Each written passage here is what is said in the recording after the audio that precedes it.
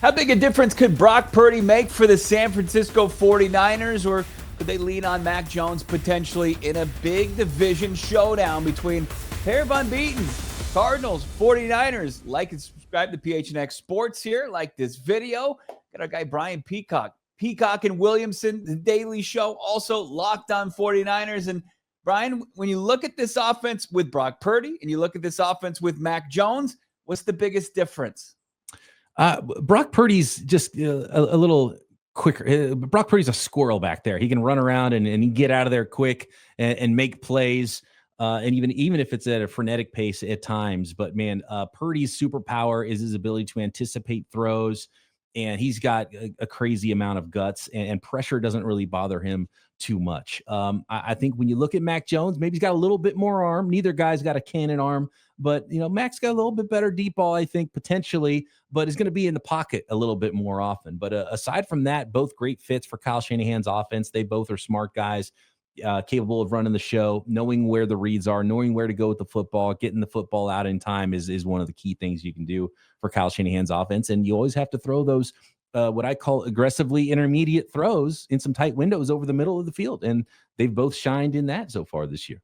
We were talking to Brian Baldinger recently, and he didn't want the Cardinals to overlook. Now, obviously, we don't have an impact on the game at all, but, Baldy does great breakdowns. And we talk about the Niners being ravaged by injuries, but you look at this offense and they've been able to kind of overcome George Kittle's absence and, some of the wide receivers not being readily available for him. And of course, Brock not being there last week.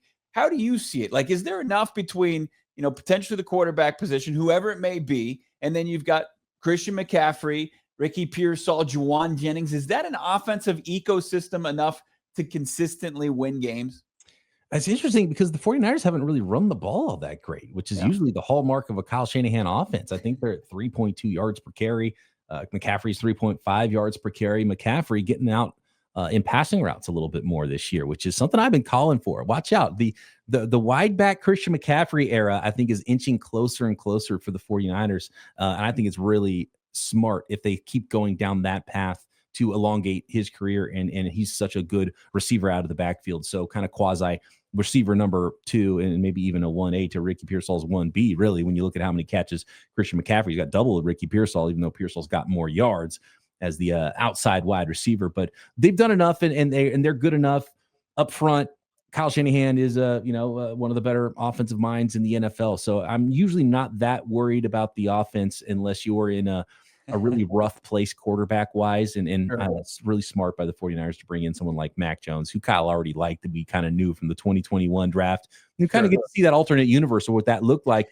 So they're going to be fine. You would like more weapons there. And so I don't think, I think you saw the Saints in week 1, right? With the Arizona Cardinals. So I think the Saints are just good enough to lose a lot of games this year.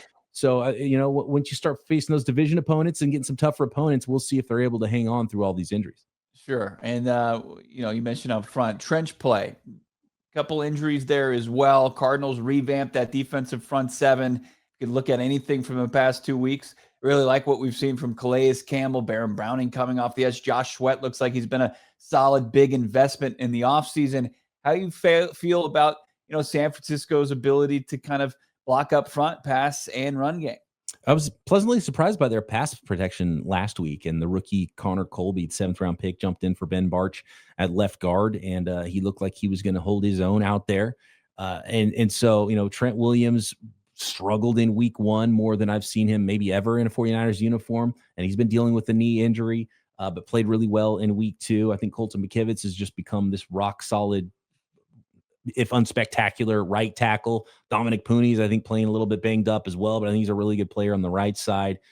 Brendel's a little up and down over the middle. So I think there's some ways you can get the 49ers front from a defensive perspective. And I think that's probably going to be the game. Kyle Shanahan wants to be balanced, and you got to get him blocked up front. Probably got to get the running game going a little bit more in this one, and obviously keep whichever quarterback is back there clean for the 49ers. And on the other side, I think it's much the same, because clearly neither one of these teams has run the ball as well as they want to, and they want to run the ball, right? And so I think both defenses want to keep that trend going. Yeah, let's get into the Robert Saleh return and the differences you've seen from this defense year over year. Obviously, kind of dealt with injuries on that side of the football, but didn't have the output that you expect from a 49ers defense in 2024. What is Robert Saleh, surface level stuff, I guess we'll say, mainly done to kind of steady the waters here defensively? There's a few things. And I think day one, Robert Saleh came in, watched the tape, and said, guys, this is not going to cut it from a run defense perspective. So the 49ers cleaned house a little bit in defensive tackles and defensive line, let some guys go in free agency, and drafted 5 straight players on the defensive side of the ball, none of them known for their pass rush, all of them good run defenders, various sizes of guys. Mykel Williams has looked apart as an edge setter and a run defender early in his career, bounces inside and rushes. Another thing, they've been playing a ton of zone coverage. I think they want to have their eyes on ball carriers, eyes in the backfield. So number one for the Niners and Robert Saleh was, let's fix this run defense. And man, he's a linebacker whisperer, because D. Winters has been playing phenomenal and looking a lot like the guy he replaced in Dre Greenlaw next to Fred Warner, who's the best linebacker in the NFL, flying around. So that front looking a lot more like the Robert Saleh units of old than it had for a couple of years when it got a little bit stagnant up front.